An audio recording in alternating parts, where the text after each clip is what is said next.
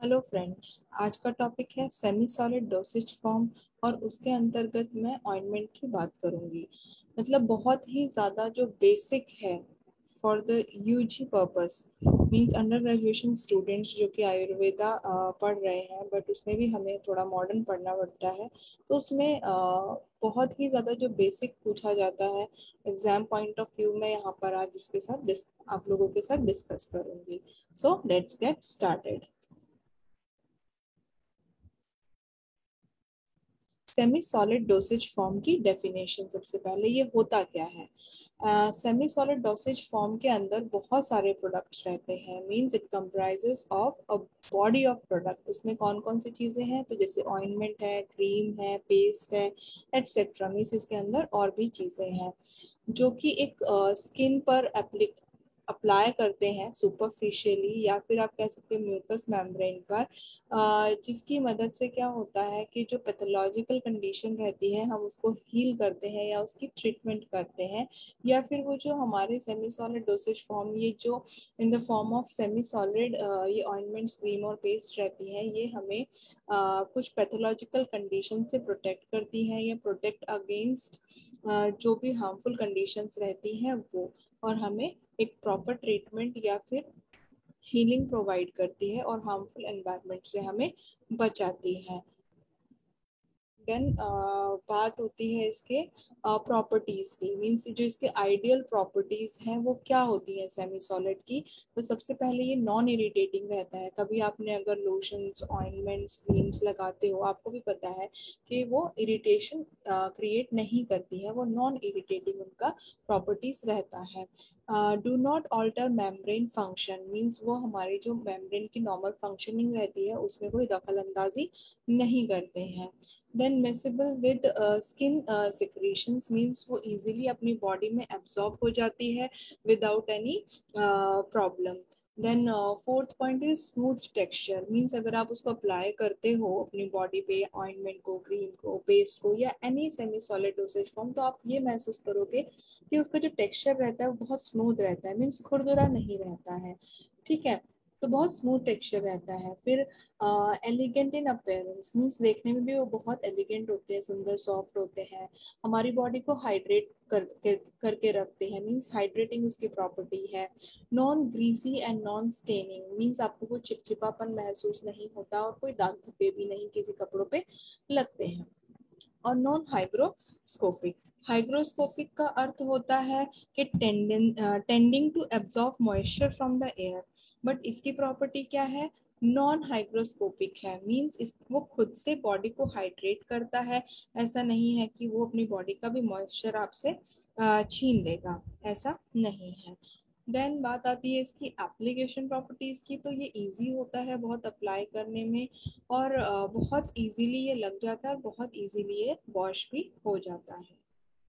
Now बात करते हैं इसकी सबसे पहले एडवांटेजेस की और फिर बात करेंगे डिसएडवांटेजेस की। पहले एडवांटेज क्या है, कि सबसे पहली एडवांटेज ये है कि आप इसको लोकली अप्लाई करते हो, मींस अगर आपको इससे कोई प्रॉब्लम या साइड इफेक्ट्स भी होता है तो आप इसको वॉश आउट कर सकते हो या आप इसको स्टॉप कर सकते हो in the middle of the treatment.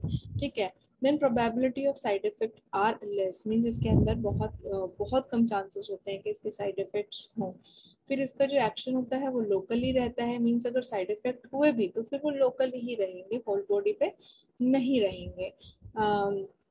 तो इसको मतलब ज्यादा हमारे लिए बहुत आसान है, मीन्स ये इसकी एडवांटेज है हमारे पास। It can be stop in middle of the treatment if patient feels any kind of side effect as compared with other route of drug administration, as it first pass gut and hepatic metabolism is avoided, means आपको directly ये hepatic metabolism की तरफ नहीं लेके जाता है, ये locally इसका एक्शन रहता है, इसीलिए अगर आप चाहें तो इसको middle of the treatment stop कर सकते हैं, तो ये इसका एडवांटेज हो गया। देन बात आती है इसकी डिसएडवांटेज की।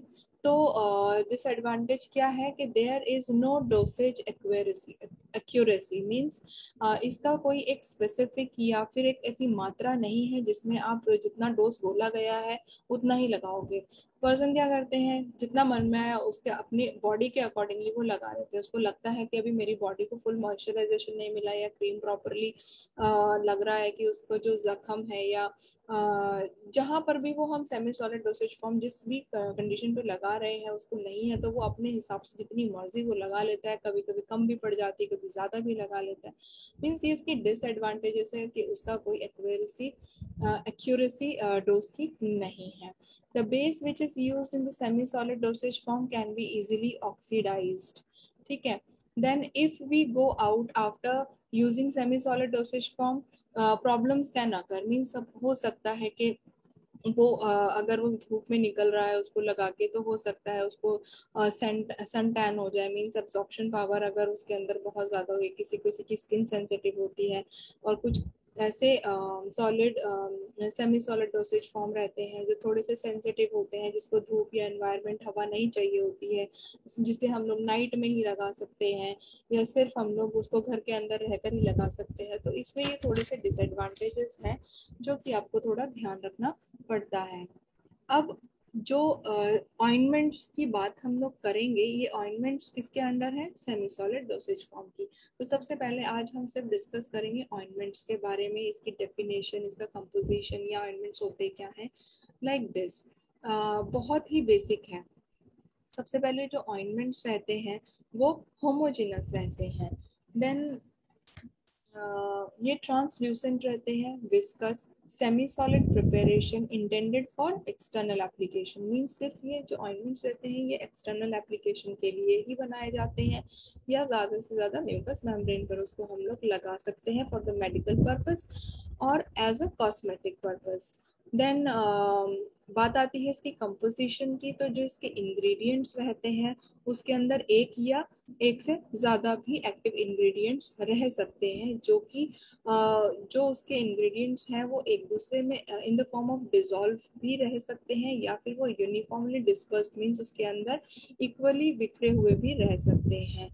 इन a suitable base and any suitable excipients, means जिसके अंदर ये एक्सिपिएंट्स की मदद से और जो बेस की मदद से हमारे ऑइंटमेंट्स तैयार किए जाते हैं, उसके अंदर जो इनके एक्टिव इंग्रेडिएंट्स रहते हैं वो डिसॉल्व फॉर्म में भी रह सकते हैं और यूनिफॉर्मली डिस्पर्स्ड फॉर्म में भी रह सकते हैं।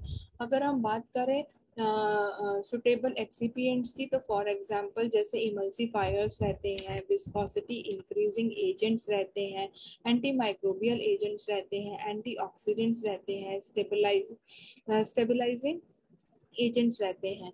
इसका डिस्कशन मैं पहले ही अपने लेक्चर में कर चुकी हूँ, तो जिसको ये चीज़ें नहीं समझ में आ रही है तो मेरा पुराना लेक्चर कोई देख सकता है। Then move to the types of ointments. दो टाइप के ऑइंटमेंट्स रहते हैं, एक मेडिकेटेड ऑइंटमेंट्स और एक नॉन मेडिकेटेड ऑइंटमेंट्स। अगर हम मेडिकेटेड की बात करें तो उसके अंदर कुछ लोकल और सिस्टमिक इफेक्ट क्रिएट करने वाले ड्रग्स रहते हैं, जबकि जो नॉन मेडिकेटेड ऑइंटमेंट्स रहते हैं उसके अंदर कोई भी ऐसा ड्रग नहीं होता है।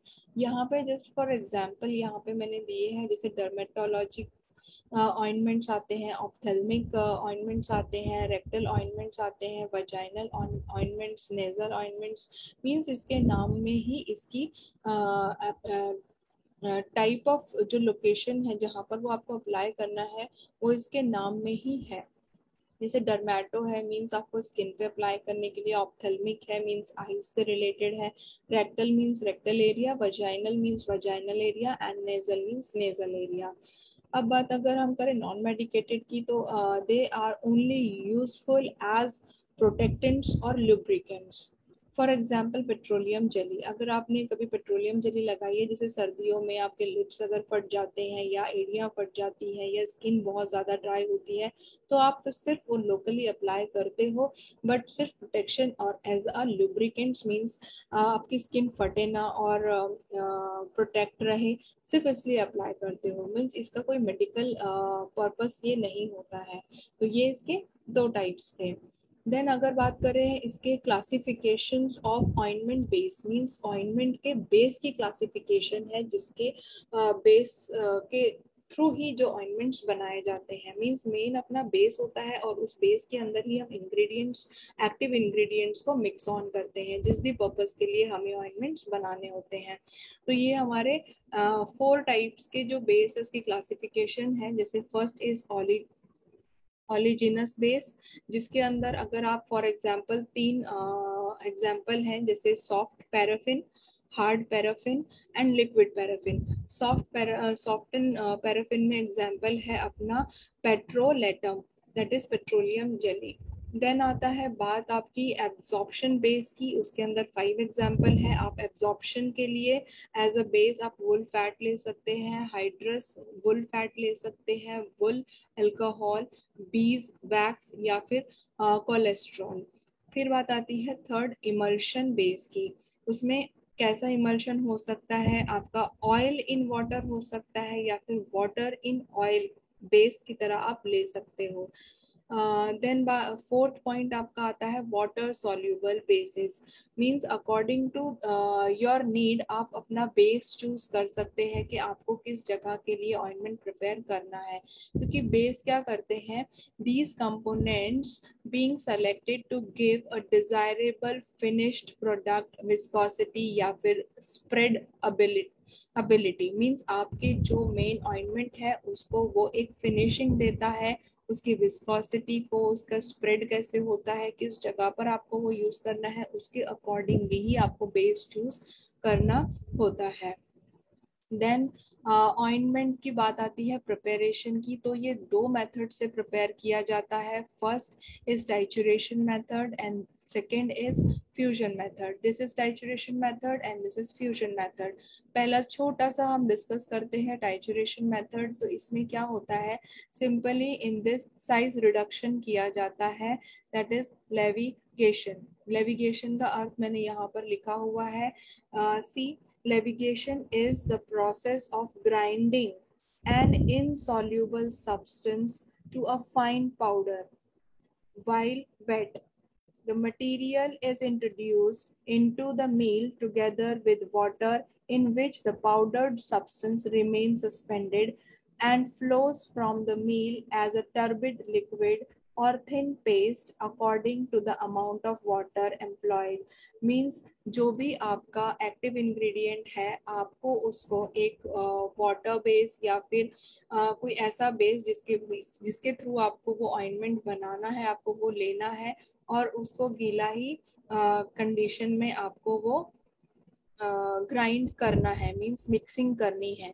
और ये जो मिक्सिंग रहती है आपकी बेस के साथ, वो आप 2 मेथड से कर सकते हैं। एक तो with the help of spatula, जिसको हम स्पैचुलेशन कहते हैं, और दूसरा टाइचुरेशन मींस आप खलबत्ता वगैरह या कोई मशीन यूज कर सकते हो मिक्सिंग के लिए। Then mixing base to produce final weight, that is homogenization. मतलब जो उसकी मिक्सिंग रहेगी वो यूनिफॉर्म और सिमिलर होनी चाहिए और आप उसके बाद उसकी फिलिंग कर सकते हैं। तो ये हो गया टाइचुरेशन मेथड।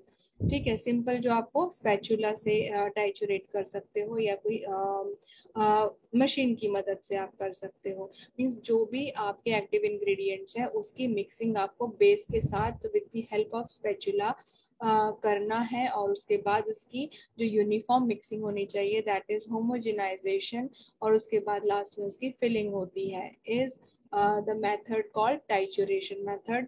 अब बात अगर हम करें फ्यूजन मेथड की, तो इन द फ्यूजन मेथड क्या होता है कि ऑल मतलब सारे इंग्रेडिएंट्स या फिर सम इंग्रेडिएंट्स जो रहते हैं ऑइंटमेंट्स के, वो कंबाइन किए जाते हैं by being melted together and cooled with constant stirring until formulation is cold or thick. Means आपको फ्यूजन मेथड में क्या करना है, जितने भी आपके एक्टिव इंग्रेडिएंट्स हैं या जिसके साथ आप बनाने वाले हो वो आपको पहले मेल्ट करने हैं एक साथ, और उसको तब तक हिलाते रहना है जब तक वो मीन्स तब तक स्टर करना है आपको जब तक वो ठंडा और थिक ना हो जाए। Those components not melted are generally added to the mixture as it is being cooled and stirred. Means जो आपके ऐसे components हैं जो मेल्ट नहीं होते हैं तब आपको वो तब ऐड ऑन करना है जब आप उसको ठंडा कर रहे हो या आप उसको हिला रहे हो, मिक्स कर रहे हो।